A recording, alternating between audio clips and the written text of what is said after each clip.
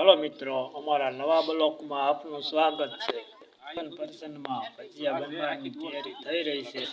लच्छण, कोथमीर, मेथी नाखीने लोट बनावવાની तैयारी थई रही है। तेल नाखવાની तैयारी थई रही है। वीडियो पसंद आवे तो लाइक, शेर, सब्सक्राइब करी दीजो। लोट तैयार थई गयो है। भजिया बनावવાની तैयारी थई रही है।